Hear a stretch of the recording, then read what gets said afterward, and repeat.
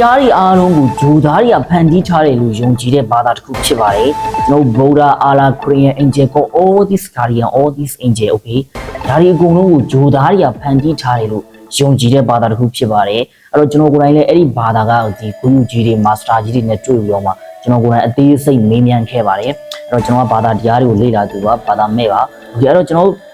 ရပြီးတဲ့အချိန်မှာကျွန်တော်အခုလို note စာအုပ်လေးတွေရလာပါတယ်အဲ့တော့ဒါလေးတွေကိုပြန်ပြီးပြောပြပေးပါမယ်အဲ့တော့သူတို့ကပြောတယ်လူသားတွေအကုန်လုံးတက်ရှိဒီကမ္ဘာလောကကြီးအကုန်လုံးကိုသူတို့ကဂျိုသားတွေကဖန်တီးတယ်လို့ပြောပါတယ်အဲ့ဒီဘာသာကိုကျွန်တော်ကဒါရိုရဲ့ Islam ဘာသာလို့ခေါ်ပါတယ်တနည်းအားဖြင့် UFO ဘာသာဂျိုသားဘာသာလို့ခေါ်ပါတယ်โอเคအဲ့တော့ကျွန်တော်ကမေးခွန်းစပြီးအခုလိုမေးပါတယ်ဖျားတွေအားလုံးကိုဂျိုသားတွေကဖန်တီးတယ်လို့ပြောပါတယ်ဒါဆိုရင်ဘာကြောင့်မို့ဒီဖျားတွေကိုဒီလိုလူသားတွေနဲ့မတူတဲ့ပုံစံမျိုးနဲ့ဖန်တီးတာလဲအဲ့လိုမျိုးပြောပါတယ်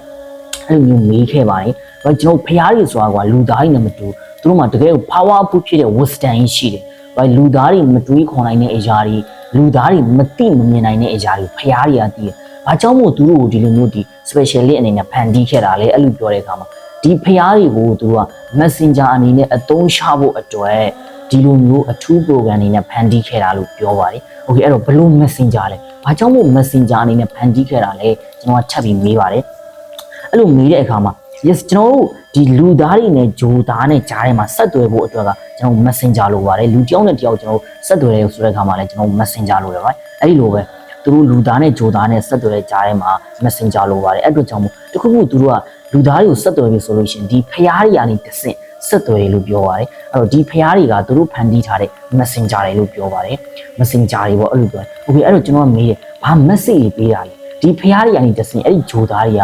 ကယနေ့အချိန်ထိဘာ message တွေပြီးခဲ့တာလဲအဲ့လိုပြောပါတယ်အဲ့တော့ထူးဆန်းတဲ့ကကျွန်တော်ဒီနားမှာတစ်ချက်ဖြတ်ပြောပါမယ်အဲ့ဒီဘာသာတီထောင်ခဲ့တာကတက်တန်းအပြင်50နဲ့မှတစ်နှစ်ပဲရှိပါသေးတယ်လွန်ခဲ့တဲ့1984ခုနှစ်ကတီထောင်ခဲ့တာဖြစ်ပါတယ်အဲ့တော့1984ခုနှစ်ဆိုရင်ဗျအခုမှကျွန်တော်တို့က2025ပဲရှိတယ်ပါဂျားထဲမှာကျွန်တော်တို့က50နဲ့မှတစ်နှစ်ပဲရှိပါသေးတယ်အဲ့တော့ကျွန်တော်ကအစောကမေးဖို့ဆက်သွားပါမယ်ဒီသူတို့ကလူသားတွေကိုဘာ message တွေပေးတာလဲအဲ့လိုမျိုးပြောတဲ့အခါကျ message တွေကတော့အများကြီးပေးခဲ့ပြီးပါပြီအဲ့ဒီမှာသူတို့အထက်အခါကပေါ့လေအပြန်အခါကတောက်လျှောက်ပေးဖို့နေတဲ့ message နှစ်ချက်ကရှိပါတယ်တဲ့အဲ့ဒါကဘာလဲဆိုလို့ရှိရင်ကျွန်တော်တို့ကနော်တယောက်နဲ့တယောက်ရှင်းရှင်းမြတ်တာနဲ့ဆက်သွယ်ရမယ်လူသားတယောက်နဲ့တယောက်ကိုချင်းစာတရားရှိရမယ်အကန်ချက်ပြောမယ်ကိုချင်းစာတရားရဲ့တယောက်နဲ့တယောက်ရှင်းရှင်းမြတ်တာနဲ့ကြည်ရမယ်အဲ့ဒီ message နှစ်ခုအများတန်းပေးပါတယ်တဲ့အဲ့ဒါတွေကိုဒီဖျားတွေကနေတဆန်ဆက်သွယ်ရပေါ့ okay အဲ့တော့ကျွန်တော်မေးခွန်းချက်မိတယ်ဒီဖျားတွေလူသားတွေကိုဂျိုသားတွေကဖန်တီးထားတယ်ဆိုဘာကြောင့်မို့ဖျားကိုတဆူတဲ့မဖန်တီးတာလဲဗျဖျားကိုတဆူတဲ့ဖန်တီးလိုက်အခုဆိုရင်ဗုဒ္ဓအာလာခရီးယန်ဗါလဲကျွန်တော်တို့ဂျူးရောဂျိန်းရောဂျက်ရောဟာအစ္စလမ်ရောရှုပ်ချက်တွေခံတယ်အဲ့လိုဘာလို့ဖျားတွေအများကြီးဖန်တီးလိုက်တာလဲတဆူတဲ့ပဲဖန်တီးလိုက်ပါလားအဲ့ဆိုပြီးသွားရိုးရှင်းလေးပဲအဲ့တော့ကျွန်တော်အဲ့လိုမျိုးမေးတဲ့အခါမှာသူကဖျားတွေကိုအမျိုးမျိုးဖန်တီးရရှင်ကလူသားတွေကလည်းကျွန်တော်တို့ကပုံစံအမျိုးမျိုးရှိပါတယ်လူသားမျိုးနွယ်ဆိုလို့ကျွန်တော်မတူဘူးပေါ့လေဥပမာကျွန်တော်တို့အာဖရိကအာရှအေရှန်ဟိုဩစတြေးလျစသဖြင့်လူသားမျိုးနွယ်စုတွေလူသားတွေရဲ့အမှုအကျင့်တွေမတူတာဖြစ်တဲ့အတွက်အဲ့ဒီမျိုးနွယ်စုအလိုက်ကိုမျိုးနွယ်စုတစုကိုဒီခေါင်းဆောင်တစ်ယောက်ဖျားတစုပေါ့လေဥပမာကျွန်တော်တို့ဒီမဖြစ်လေဒီဗုဒ္ဓမှာဆိုလို့ရှိရင်ဒီအာရှတိုက်တွေအတွက်ကိုဗုဒ္ဓအိန္ဒိယတွေအတွက်ကိုဟိန္ဒူစသဖြင့်ပေါ့လေနော်အဲ့လိုမျိုးတွေသူတို့ကတူရလူမျိုးစုတွေအတွက်တူရခေါင်းဆောင်ပုံစံလေးဖန်တီးပေးထားတာဖြစ်ပါတယ်โอเคအဲ့တော့ဒါသူတို့ဖန်တီးထားတယ်ပေါ့အဲ့လိုမျိုးပြောပြီးတော့ကျွန်တော်တို့ကိုချက်ပြီးတော့မေးတယ်ဒါဆိုရင်လူသားတွေကိုဘာကြောင့်မို့ဒီလိုမျိုးအတူတူမဖန်တီးတာလဲဒီလူသားတွေကဂျိုသားတွေဖန်တီးထားတယ်ဆိုရင်ပုံစံတစ်မျိုးနဲ့ပဲဖန်တီးပေါ့လေအခုတော့ကျွန်တော်ပူတယ်ပိန်တယ်ဝါတယ်မဲတယ်သဲတယ်ဖြူတယ်လှတယ်ဒီလိုမျိုးတွေဖြစ်နေတယ်ဘာကြောင့်မို့လဲအဲ့လိုမျိုးမေးတဲ့အခါမှာโอเคဒီအကြောင်းကိုပြောရမယ်ဆိုလို့ရှိရင်တဲ့ဒီဂျိုသားတွေကသူတို့ကလူသားတွေကိုဖန်တီးတော့မယ်ဆိုတဲ့အခါမှာသူကစက်ကြောက်လာရင်မှသူကမီတင်လုပ်တယ်ပေါ့လေအဲ့တော့နောက်ပိုင်းကျရင်အရန်စိတ်ဝင်စားစရာကောင်းတဲ့အရာလေးတွေလာပါမယ်အဲ့တော့ဒီစက်ကြောက်လာရင်မှသူကမီတင်လုပ်တယ်ပေါ့မီတင်လုပ်ပြီးတဲ့အခါမှာโอเคဟောငါတို့တွေဒီလူသားတွေကိုဖန်တီးတော့မယ်အဲ့တော့သူတို့ကဖန်တီးတော့မယ်ဆိုတဲ့အခါမှာသူကမီတင်လုပ်ပြီးတော့မလုပ်လဲဆိုတော့စက်ကြောက်လာယူလှည့်သွားပါတယ်တဲ့စက်ကြောက်လာယူလှည့်သွားပြီးတဲ့အခါမှာစက်ကြောက်လာရင်မှသူကဂျိုတွေတွေ့ရပေါ့ဂျိုတွေအများကြီးတွေ့တဲ့အခါမှာသူကဒီဂျိုကနေလေဒီဂျိုမှာရှိတဲ့တက်ရှိတွေရဲ့ DNA တွေ cell တွေ atom တွေ neutron တွေ yes အဲ့ဒီ neutron ပေါ့လေအဲ့ဒီအရာတွေကိုသူကနည်းနည်းယူလိုက်တယ်ဟိုဂျိုမှာရှိတဲ့တက်ရှိတွေရဲ့ DNA တွေ cell တွေ atom တွေအဲ့လိုဂျိုတစ်ခုချင်းစီမှာရှိတဲ့တက်ရှိတွေရဲ့ DNA cell atom neutron စသဖြင့်အဲ့ဒီ science ဘက်ကအရာတွေအကုန်လုံးကိုယူပြီးတော့မှသူတို့ကမတူညီတဲ့နည်းနဲ့ဖွဲ့စည်းထားတာဖြစ်ပါတယ်တဲ့အဲ့တော့ကြောင့်မို့ကျွန်တော်တို့ရဲ့လူသားတွေကမတူဘူးမျက်နှာတွေမတူဘူးအလေးချင်းတွေမတူဘူးလူသားပုံစံတွေမတူဘူးစားတောက်မှုတွေအတွေးခေါ်တွေအဲ့လိုမျိုးမတူဘူးလို့ပြောပါတယ်အဲ့တော့ဒီ ဒီမတူညီတဲ့နေရာလာတဲ့ DNA တွေကိုပေါင်းစုပြီးတော့မှဂျိုသားတွေကကျွန်တော်ရဲ့ကဘာမှာဒီဗာလဲတက်ခဲခွမ်းမှာလာပြီးတော့မှတက်ခွဲပြီးတော့မှလူသားတွေကိုဖန်တီးထားတာဖြစ်တယ်လို့ပြောပါတယ်သူရဲ့ဒီ clone နီးပေါ့လေကျွန်တော်အင်္ဂလိပ်လိုတွေအတက်နိုင်အောင် short ပြောပေးပါမယ်အဲ့တော့ဒီ clone နီးပေါ့လေအဲ့ဒီနီးနဲ့ဖန်တီးထားတယ်လို့ဖြစ်ပါတယ်တကယ်လို့ဒီ advanced ဒီ genetic engineer နီးတွေဒီ quantum physics တွေစသည်ဖြစ်ပေါ့အရန်ကိုလူသားတွေရဲ့အုံနောက်နဲ့မမြင်နိုင်တဲ့အဲ့ဒီနီးတွေနဲ့ဖန်တီးထားတယ်လို့ပြောပါတယ်โอเคအဲ့တော့ကျွန်တော်ဆက်ပြီးတော့မှမေးတယ်โอเคထားလိုက်တော့ဒါလူသားဖန်တီးမှုပြီးတော့ဒါဆိုလို့ရှိရင်ဒီကျွန်တော်လူသားတွေဆိုတာကဒီနေရီဂျိုတွေရှိမှကျွန်တော်တို့အသက်ရှင်နိုင်တာပါအဲ့လိုပဲအဲ့တော့ဒီနေရီဂျိုတွေကိုလည်းဒီဂျိုသားတွေကပဲဖန်တီးပေးထားတာလားကျွန်တော်ကအဲ့လိုမျိုးမေးတဲ့အခါမဟုတ်ပါဘူးတဲ့ဒီနေရီဂျိုတွေကကြတော့ဒီ the law of nature ပေါ့လေတဘာဝနိယာမအရာအော်တိုရှိနေတဲ့အရာတွေပါတဲ့ဒီဂျိုသားတွေကကျွန်တော်တို့လူသားတွေကိုဖန်တီးတယ်ဆိုတဲ့အခါမှာသူတို့ကအစည်းအဝေးလုပ်ပြီးတော့မှလူသားကိုဖန်တီးပြီးသွားတဲ့ရှင်ဟိုဒီလူသားကအသက်ရှင်ဖို့ဆိုအသက်ရှူဖို့လေလိုတယ်ပြီးရင်သူကရှိပါဖို့လိုတယ်အစာစားဖို့လိုတယ်လေလိုတယ်ရေလိုတယ်နေလိုတယ်ညဆိုတဲ့အရာလိုတယ်အနားယူဖို့လိုတယ်အဲ့လိုမျိုးအရာတွေလိုတယ်အဲ့တော့အဲ့လိုမျိုးပတ်ဝန်းကျင်ရှိတဲ့နေရာကိုသူကလိုက်ရှာပါတယ်စကြောက်လာယူလိုက်ရှာတယ်ဆိုတဲ့အခါမှာသူကဒီကျွန်တော်တို့အခုရှိနေတဲ့ဒီနေနဲ့လအဲ့ဒီဂျားထဲမှာသူကနေရာလေးတစ်ခုသွားတွေ့တယ်ပေါ့အခုကျွန်တော်တို့ကဘာရှိနေတဲ့နေရာဖြစ်ပါတယ်အဲ့တော့သူကဟိုဘက်မှာဆိုရင်အလင်းပေးနိုင်တဲ့နေရှိတယ်ဒီဘက်မှာဆိုရင်လရှိတယ်အဲ့တော့ဒီဂျားထဲမှာဒါငါတို့ကဘာကြီးကိုဖန်တီးလိုက်လို့ရှိရင်ဟိုနေတဲ့ညသူကသူ auto ဖြစ်သွားမယ်သူရဲ့ system နေနဲ့ပေါ့လေအဲ့လိုမျိုးသူတို့ကနေရာကိုရွေးချယ်ထားတာဖြစ်ပါတယ်တဲ့ so that's why ဒါကြောင့်မို့ကျွန်တော်တို့ဒီနေနဲ့လဆိုတာကစကြောက်လာကြီးရဲ့ကျွန်တော်တို့ဒါပင်ကိုရှိနေတဲ့နေရာမှာအရာပင်ကိုရှိနေတာဖြစ်ပါတယ်တဲ့အဲကျွန်တော်ရဲ့မိခွန်းလေးကိုအဲ့လိုဖြေမိတာပေါ့โอเคအဲ့တော့နောက်တစ်ခုအနေနဲ့ကျွန်တော်ကအဲ့တော့ထပ်ပြီးတော့မှမေးပါတယ်အဲ့တော့ဒီဂျိုသားကိုဘယ်သူကဘယ်နေရာမှာဘယ်အချိန်မှာစပြီးတွေ့ခဲ့တာလဲအဲ့တော့ဒီချက်ကအင်မတန်မှကိုစိတ်ဝင်စားဖို့ကောင်းပါအဲ့တော့ကျွန်တော်ဒါ note စာရွက်တွေကိုကျွန်တော်အတက်နိုင်ဆုံး short ပြီးပြောပြပါမယ်တူနဲ့လုံးအဲ့တော့ဘယ်သူကတွေ့ခဲ့တာလဲဆိုတာကျွန်တော်တို့ဒါကျင်သစ်နိုင်ငံသားတယောက်ပေါ့လေသူ့နာမည်ကျွန်တော်တို့ဒါ Royal လို့ခေါ်ပါတယ်သူကဂီတစာရေးဆရာတယောက်ဖြစ်ပါတယ် and only that သူက journalist စာရေးဆရာတယောက်လည်းဖြစ်ပါတယ်အဲ့တော့ဒီ1990ထဲမှာ4ခုနှစ်ဒီဇင်ဘာလ13ရက်နေ့နောက်ပိုင်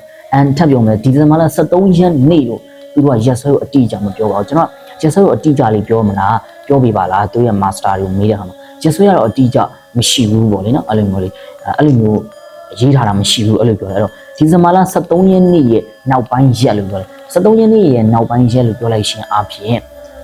်ကျွန်တော်တို့14ရက်15ရက်16ရက်19ရက်18အဲ့လိုရက်တွေဖြစ်ရှင်ဖြစ်မှာပေါ့အဲ့ဒီနေ့မှာအဲ့ဒီ Royal ဆိုတဲ့အဲ့ဒီဂီတအစာရေးဆရာတယောက်ကပေါ့လေသူကဒီပြင်သစ်နိုင်ငံရဲ့အလဲပိုင်းမှာကျွန်တော်တို့ကမီးတောင်သေးတွေအများကြီးရှိပါတယ်အဲ့ဒီနေရာကကျွန်တော်တို့ကဘာလဲခီး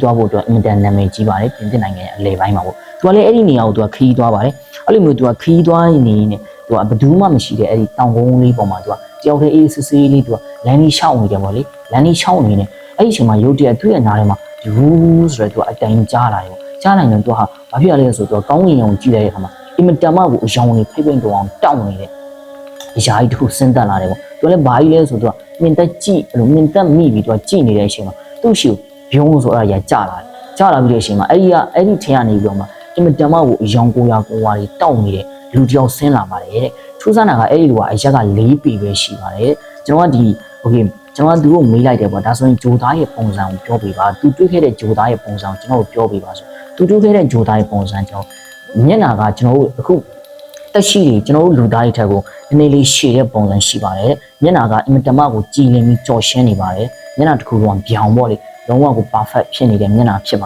တယ်ပြီးမျက်လုံးမျက်စံကလည်းအနက်ရောင်ဖြစ်ပါတယ်အနက်ရောင်ကမှအယောင်နဲ့အရန်တောက်ပါတယ်တဲ့သူ့ရဲ့မျက်လုံးနဲ့ကြည့်မိလို့ရှိရင်အရန်စွဲညှို့တယ်လို့ခံစားရပါတယ်တဲ့ပြီးနောက်တစ်ခုသူ့ရဲ့ခန္ဓာကိုယ်ကလည်းအဲ့လိုအယောင်တွေထွက်နေပါတယ်ပြီးရင်သူ့ရဲ့အဝတ်စားနဲ့ပတ်သက်ပြီးကျွန်တော်မေးလိုက်တဲ့အခါမှာအဝတ်စားကအဖြူရောင်ကိုဝတ်ဆင်ထားပါတယ်ပြီးရင်သပင်ကလည်းအရှည်ရှိပါတယ်တဲ့အဲ့တော့သပင်အရှည်ဆိုတော့ကျွန်တော်ဟောသူကအမလားကျွန်တော်အဲ့လိုမေးလိုက်တဲ့အခါမဟုတ်ပါဘူးတဲ့ဂျိုသားမှာအထီးနဲ့အမမရှိပါဘူးတဲ့အဲ့လိုမျိုးပြောပါတယ်โอเคအဲ့တော့ဒါသူ့ရဲ့ဂျိုသားနဲ့တွေ့ခဲ့တဲ့အပိုင်းပေါ့အဲ့တော့ကျွန်တော်โอเคအဲ့တော့ဂျိုသားနဲ့တွေ့ပြီးတော့သူကဘာစကားကြီးပြောတာလဲဟုတ်ပြီဂျိုသားနဲ့တွေ့ရပဲတောင်းဂျိုသားကသူ့ဘာဘာသာစကားနဲ့ပြောတာလဲအင်္ဂလိပ်လားမြန်မာလားထိုင်းဘာသာစကားနဲ့လားအဲ့လိုမျိုးမဟုတ်ပါဘူးတဲ့ပြင်သစ်ဘာသာစကားနဲ့ပဲပြောပါတယ်တဲ့။အကြောင်းမို့လဲဆိုရင်ဒီဂျိုသားကဒီတက်ရှိကဘာလောကကြီးတခုလုံးသူကဖန်တီးထားတာဖြစ်တဲ့အတွက်ဒီကဘာလောကကြီးမှာရှိတဲ့ဘာသာစကားတွေအကုန်လုံးကိုသူကပြောနိုင်ပါတယ်တဲ့။အဲ့ဒီမှာကျွန်တော်နောက်ထပ်မေးလိုက်တယ်ဂျိုသားတွေကဘာကြောင့်မို့လူသားတွေကိုဖန်တီးထားလဲဆိုဘာကြောင့်မို့ဘာသာစကားအမျိုးမျိုးကိုလည်းဖန်တီးခဲ့တာလဲအဲ့ဒါလေးလည်းကျွန်တော်နောက်ပိုင်းကျရင်ပြောပြပေးမယ်နော်။ Okay အဲ့တော့ဒါလေးကိုအခုအရင်ဆက်မယ်။အဲ့တော့သူတို့ပြင်သစ်ဘာသာစကားနဲ့ပြောရဲဆိုတဲ့အခါမှာ ဘာတွေပြောတာလဲအဲ့လိုမျိုးပြောတဲ့အခါမှာဒီအချက်3ချက်ကိုပြောပါတယ်တဲ့အချက်3ချက်ကိုပြောပါတယ်တဲ့အဲ့ဒီအချက်3ချက်ကဘာလဲဆိုလို့ရှိရင်เนาะကျွန်တော်ကြည့်ပါမယ်နံပါတ်1ကဘာလဲဆိုရင်လူသားတွေကိုတဲ့ဒီနတ်ဖျားတွေကဖန်တီးထားတာမဟုတ်ဘူးနတ်ဖျားတွေဆိုတာအာလာခရီးယန်တခြားဒီဖန်ဆင်းရှင်ဝါဒကိုယုံကြည်တဲ့အရာတွေပေါ့လေเนาะဟိန္ဒူစင်အဲ့ဒီလူသားတွေကိုတဲ့နတ်ဖျားတွေကဖန်တီးထားတာမဟုတ်ဘူးဂျိုသားတွေကဒါဖန်တီးတယ်ဆိုတာကိုဖြစ်တယ်ဆိုတော့အဲ့ဒီနံပါတ်1အချက်ကိုသိဖို့နောက်ထပ်နံပါတ်2ကကြာတော့ကျွန်တော်တို့ဗာလဲဆိုလို့ရှိရင်ဒီလူအဖွဲ့အစည်းကိုတဲ့ဓာတ်ရိုက်ဆက်သွယ်ဖို့နံပါတ်3ကကြာဗာလဲဆိုလူသားတွေကိုဆက်လက်ဖွံ့ဖြိုးဖို့ဆိုတော့အဲ့ဒီအချက်3ချက်ကိုလာရောက်သူ့ကိုပြောပြတာဖြစ်ပါတယ်တဲ့အဲ့ဒီမှာကျွန်တော်မိကွန်းတစ်ခုထပ်ပြီးမေးလိုက်တယ်ကျွန်တော်တို့ဒီကမ္ဘာလောကကြီးမှာလူတွေကတန်းနဲ့အများကြီးရှိတယ်မီလီယံနဲ့ရှိပြီးရှိအဲ့ဒီလူတွေတန်းနဲ့ရှိပြီးရှိတဲ့ထဲမှာဘာကြောင့်မို့အဲ့ဒီသူ့ကိုရွေးချယ်တာလဲဂျိုသားသူကြောက်သေးကိုပဲဘာကြောင့်မို့ရွေးပြီးလာတွေ့တာလဲအဲ့လိုမျိုးပြောတဲ့အခါမှာသူက messenger ဖြစ်ဖို့အတွက်အလားအလာရှိတဲ့လူတစ်ယောက်ဖြစ်ပါတယ်တဲ့အဲ့ဒီအတွက်ကြောင့်မို့ဒီပြင်သစ်နိုင်ငံသားအဲ့ဒီ real ဆိုတဲ့လူကိုဂျိုသားကရွေးချယ်တာဖြစ်တယ်လို့ပြောပါတယ်ရွေးချယ်ပြီးတော့မှအစောကအချက်3ချက်ကိုဂျိုသားကပါလိုက်ပါတယ်အဲ့ဒီအချက်3ချက်ကဘာလဲဆိုလူသားအဖွဲ့အစည်းကိုဒီလူကနေပြီးတော့မှတစ်ဆင့်ဘာဖြစ်လဲလူသားတွေကိုဆက်သွယ်ဖို့နောက်တစ်ခုကဂျိုသားတွေအတွက် sorry လူသားတွေအတွက်ဆက်လက်ဖွံ့ဖြိုးမှုလုပ်ငန်းတွေကိုလှုပ်ဆောင်ဖို့ဆိုတဲ့အချက်နောက်တစ်ချက်ကလူသားတွေကိုဖျားကဖန်တီးတာမဟုတ်ဘူးဂျိုသားတွေကဒါဖန်တီးတာဖြစ်တယ်ဆိုတော့အဲ့ဒီအချက်3ချက်ကိုသိဖို့ဆိုတဲ့ရည်ရွယ်ချက်နဲ့ဂျိုသားကသူ့ကို messenger အနေနဲ့လာရောက်အသုံးချတာဖြစ်တယ်လို့ပြောပါတယ်တဲ့နောက်တစ်ချက်ဂျိုသားတွေကလည်းရှင်းရှင်းနှောင်းကာလတွေမှာလည်း messenger အနေနဲ့ကျွန်တော်တို့ဗုဒ္ဓအာလာခရီးယန်ပေါ့လေအဲ့ဒီပုံကိုယ်တွေတခြားသောဂျူရီဇန်တွေ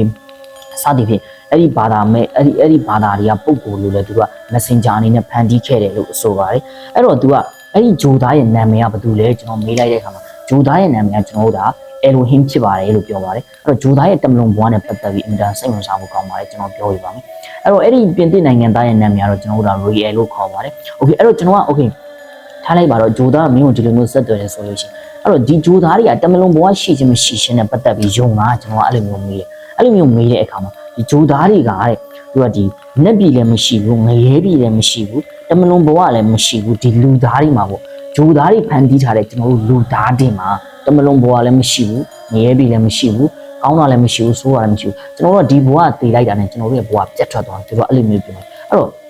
โอเคအဲ့ပြတ်ထွက်သွားပြီဆိုလို့ရှိရင်ကျွန်တော်တို့ကဒီဘဝမှာကျွန်တော်တို့လှုပ်ရှင်တယ်လို့လုပ်ရတာပြောမယ်ပါမဝူလာဝအခုတ်မယ်ချစ်မယ်ဖြတ်မယ်ကောင်းတာတွေလုပ်မယ်မကောင်းတာတွေလုပ်အကုန်လုံးလုပ်လို့ဘာမှအကျိုးတရားမှုမရှိဘူးပေါ့ကျွန်တော်ကအဲ့လိုပြောတဲ့အခါဟုတ်ပါတယ်တဲ့ဘာမှအကျိုးတရားမှုမရှိပါဘူးတဲ့ငရဲလည်းမရှိဘူးကောင်းတာလည်းမရှိဘူးဆိုးတာလည်းမရှိဘူးနိဗ္ဗာန်လည်းမရှိဘူးသူတို့အဲ့လိုမျိုးပြောတယ်โอเคအဲ့ဆိုလို့ရှိရင်ကျွန်တော်တို့လူသားတွေကတည်ပြီးသွားရင်ဘယ်ယူရောက်သွားလဲအဲ့လိုမျိုးပြောတဲ့အခါမှာနော်ကျွန်တော်တို့လူသားတွေကတည်ပြီးသွားလို့ရှိရင်ကျွန်တော်တို့လူသားတွေကဒီဂျိုသားတွေဖန်တီးထားတာဖြစ်တဲ့အတွက်ကျွန်တော်တို့လူသားတွေကတည်ပြီးသွားလို့ရှိရင်ကျွန်တော်တို့ရဲ့ဒီ data တွေ DNA တွေဒီအချက်အလက်တွေကသူတို့ရဲ့ဒီကွန်ပျူတာထဲမှာသူတို့ကသိမ်းထားပါတယ်တဲ့အဲ့ဒီတည်ပြီးသွားတဲ့လူတွေကိုသူတို့ကဒီ clone လို့ခေါ်တာပါလေအဲ့ဒီ clone ဆိုတာအရန်ကိုနည်းနည်းနီးပညာတစ်ခုဖြစ်ပါတယ်ဂျိုသားနီးပညာပေါ့အဲ့ဒီ clone နီးပညာနဲ့သူတို့ကကွန်ပျူတာမှာ clone လေးတစ်ချက်ကိုနှိပ်ပြီးတော့မှကျွန်တော်တို့လူသားတွေကိုပြန်လဲအသက်သွင်းပေးနိုင်ပါတယ်လို့ပြောပါတယ်နောက်ဘဝပေါ့နောက်ဘဝဖြစ်မြောက်အောင်သူတို့ကလုပ်ပေးနိုင်တယ်လို့ပြောပါတယ် after life ပေါ့လေအဲ့တော့ဟုတ်ပြီအဲ့တော့လူသားတိုင်းကိုသူတို့ကပြန်လဲအသက်သွင်းပေးတာလားအဲ့လိုပြောတဲ့အခါမှာလူသားတိုင်းကိုသူတို့ကပြန်လဲအသက်မသွင်းပေးပါဘူးတဲ့သူတို့ပြောတဲ့စကားကိုနားထောင်တဲ့လူမျိုးပဲပြန်လဲအသက်သွင်းပါတယ်သူတို့ပြောတဲ့စကားဆိုတာပါလေအစောကပြောတဲ့အချက်၃ချက်ဖြစ်ပါတယ်ကျွန်တော်တို့ပါလေ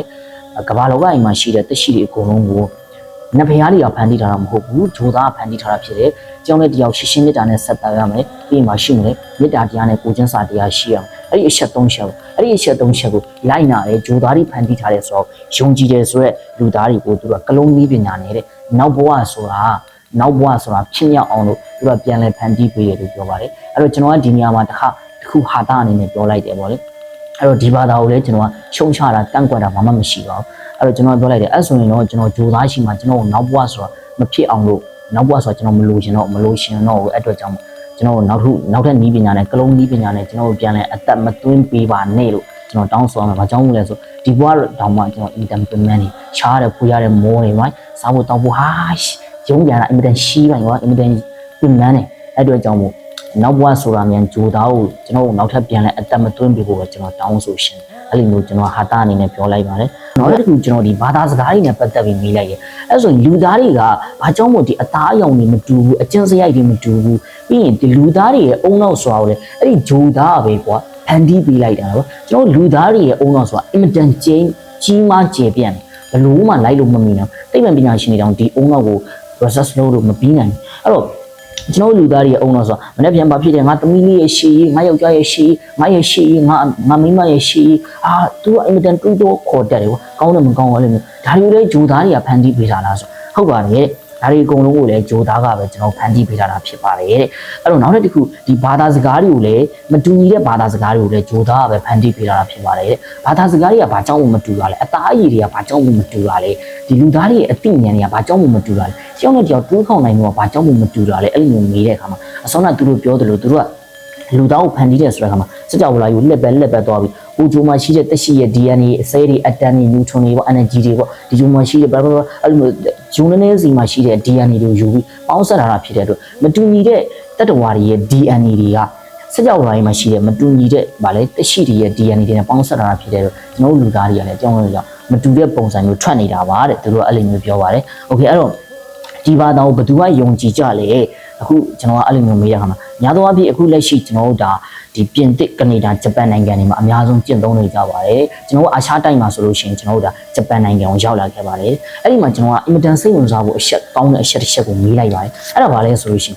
င်ဒီ real ဆိုတဲ့အဲ့ဒီလူကနော်အဲ့ဒီလူကဒီဂျိုသားကအေလိုဟင်းပေါ့ဂျိုသားနဲ့များကျွန်တော်တို့ဒါအေလိုဟင်းပေါ့အဲ့ဒီဂျိုသားနဲ့တွေ့တယ်ဆိုတဲ့အခါမှာโอเคသူကဂျိုသားနဲ့သူကအဲ့ဒီတောင်ပေါ်မှာတွေ့တယ်ပေါ့ကွာတွေ့ပြီးစကားကြီးပြောပြီးသွားတဲ့အခါမှာအဲ့ဒီဂျိုသားပြောလိုက်တဲ့စကားတွေကိုသူကဘယ်သူ့ကိုပထမဦးဆုံးသွားပြောတာလဲကျွန်တော်အဲ့လိုမျိုးမိပါတယ်။ဘာကြောင့်မို့လဲဆိုတော့ကျွန်တော်ဗုဒ္ဓဇင်မှာဆိုဗုဒ္ဓကသူအဝိကံဖြစ်ပြီးသွားတဲ့အခါမှာဒီယဟန်9ယောက်ကယဟန်9ယောက်ကိုသူကစပြီးတရားဟောတယ်။ဒီခရစ်တော်ဆိုလို့ရှိရင်လည်းဘာဖြစ်လဲဒီသူခရစ်တော်ဖြစ်တယ်ဆိုတဲ့အကြောင်းကိုဘာဖြစ်လဲသူ့ရဲ့ကျမ်းစာထဲမှာတယောက်ကိုတွားပြီးတော့မှဘာဖြစ်လဲပြောတယ်အဲ့လိုပဲအဲ့တော့သူ့ကိုလည်းဒီဂျိုသားကပြောပြီးတော့သူကဘသူ့ပထမဦးဆုံးလက်ဆင့်ကမ်းလဲကျွန်တော်မေးလိုက်တဲ့အခါမှာသူ့ရဲ့မိသားစုတွားပြီးတော့မှပြောပါတယ်အဲ့တော့သူ့ရဲ့မိသားစုယုံလားလို့မေးလိုက်တဲ့အခါမှာတချို့ကယုံပါတယ်တဲ့တချို့ကမယုံပါဘူးတဲ့အဲ့ဒီမှာသူကသူ့ရဲ့မိသားစုပထမဦးဆုံးပြောတယ်ပြောပြီးတော့မှသူကဒီ journalist တယောက်ဖြစ်တဲ့အတွက်သူကဒီအဲ့ဒီအကြောင်းအရာသူက journal ထဲမှာရှာရတာပေါ့ journal ထဲမှာရှာရတဲ့အခါမှာဒီလူတွေကအဲ့ဒီ journal ကိုမြင်တဲ့အခါမှာအရင်စိတ်ဝင်စားUFO ဘာသာတဲ့အဲ့လိုမျိုးပေါ့တကယ်ကိုဒီ event being နဲ့အဲ့လို event being ဆိုတာဒီသူတို့ဖန်တီးထားတဲ့ပုံကိုကြီးပေါ့အဲ့လိုမျိုးပေါ့နော်အဲ့လိုမျိုးဘာသာပြန်ပါမယ်တကယ်ကိုကျေပြတ်တဲ့ဤပညာတွေနဲ့ဖန်ဆင်းရှင်ကြီးပေါ့အဲ့လိုမျိုးပေါ့ event being နောက်တစ်ခု UFO ဘာသာတဲ့ဂျိုသားဘာသာတဲ့အဲ့လိုမျိုးဒီပြင်သစ်နိုင်ငံကကျွန်တော်တို့ကရုပ်တည်းဖြစ်သွားပြီးတော့မှပြင်သစ်မှာရှိတဲ့ခေတ်ပညာတတ်တွေကသူ့ရဲ့နောက်ကိုလိုက်လာကြပါတယ်နော်အဲ့တော့ခေတ်ပညာတတ်တွေကကျွန်တော်ယနေ့ခေတ်မှာသိပ္ပံဤပညာကိုအားကိုးတာဖြစ်တဲ့အတွက်အဲ့ဒီဒေါက်တာတွေအင်ဂျင်နီယာတွေစသဖြင့်အဲ့ဒီခေတ်ပညာတတ်တွေဒါဖြစ်နိုင်နေဆိုသူ့ရဲ့နောက်ကိုဖြည်းဖြည်းနဲ့လိုက်လာကြအဲ့ဒီမှာဒီအာရှတိုက်ကိုဘယ်လိုကနေဘယ်လိုပြန်လာလဲဆိုသူကဒီ journalist ပြီးတော့သူကဒီစာအုပ်တုပ်ရေးလိုက်တယ်အဲ့ဒီစာအုပ်ရဲ့နာမည်ကဘာလဲဆိုကျွန်တော်တို့ကကိုယ်တိုင်လည်းဝယ်ဖတ်လို့ရပါတယ်ဒီ The Book Which Tells the Truth ဆိုတဲ့အဲ့ဒီစာအုပ်လေးသူကထုတ်ဝေလိုက်ပါတယ်ဆိုမြန်မာလိုဆိုလို့ရှိရင်အမှန်တရားအကြောင်းကိုရေးထားတဲ့စာအုပ်ပေါ့အမှန်တရားကိုပြောတဲ့စာအုပ်ပေါ့အဲ့လိုမျိုးကျွန်တော်ဘာသာပြန်ရမှာမယ်ဆိုတော့အဲ့ဒီစာအုပ်ကိုသူကထုတ်ဝေလိုက်တဲ့အချိန်မှာအဲ့ဒီစာအုပ်ကကမ္ဘာကိုပြန်နေပြီးတဖြည်းဖြည်းနဲ့လူတွေကဒီအမေရိကန်တို့ပြီးလို့ရှိရင်ဂျပန်တို့ကနေဒါတို့အဲ့ဒီနိုင်ငံတွေမှာကျွန်တော်တို့ဒါပြန်နေသွားတာဖြစ်ပါတယ်အဲ့တော့နောက်တစ်ချက်ကကျွန်တော်တို့ဒီအင်မတန်စိတ်ဝင်စားဖို့ကောင်းတဲ့အချက်တစ်ချက်ကဘာလဲဆိုလို့ရှိရင်ကျွန်တော်တို့နော်အဲ့တော့ဂျိုသားပုံစံနဲ့ပတ်သက်ပြီးတော့လေဒါလေးလေးကျွန်တော်ပြောပြီးသွားပြီပေါ့အဲ့တော့နောက်ထပ်ကျွန်တော်တို့ဒီဒါဆိုလို့ရှိရင်ဒီလောက်ပါပဲကျွန်တော်တို့ဒီလောက်ဆိုရင်ကျွန်တော်တို့ဒါတော်တော်လေးပြည့်ပြည့်စုံစုံဖြစ်သွားပါပြီအဲ့တော့ကျွန်တော်တို့သူတို့ရဲ့ယုံကြည်မှုကတော့ဒါဂျိုသားကိုယုံကြည်တယ်နောက်တစ်ချက်ကဂျိုသားတွေကလည်းဒီကမ္ဘာကိုပြန်လဲလာမယ်ဆိုတော့သူတို့ကယုံကြည်ကြပါတယ်ဒီသူတို့ရဲ့ပြောဆိုချက်အရာဗုဒ္ဓအာလာခရီးယာအဲ့ဒီပုဂ္ဂိုလ်တွေကလည်းဂျိုသားတွေဖန်တီးထားတဲ့ messenger ဖြစ်တယ်ဆိုတာကိုသူတို့ကယုံကြည်ကြပါတယ်ဒါကတော့ကျွန်တော်ကဒီလိုထူးထူးဆန်းဆန်းဘာသာတရားတွေကိုလေ့လာရတာကြိုက်ပါတယ်ကျွန်တော်ကိုယ်တိုင်လည်းဒါဘာသာမဲ့တယောက်ပါအဲ့အတွက်ကြောင့်မို့နောက်ထပ်ဗီဒီယိုတွေမှာလည်းဒီလိုစိတ်ဝင်စားဖို့ကောင်းတဲ့အရင်ထူးဆန်းတဲ့ဘာသာတရားတွေလူတွေရဲ့ဒီမယုံနိုင်စရာကောင်းတဲ့ယုံကြည်မှု system တွေဒါတွေအကြောင်းကိုကျွန်တော်ဆက်လက်ပြောပြပေးသွားပါမယ်နောက်ဗီဒီယိုမှာပြန်လည်ဆုံတွေ့ပါမယ်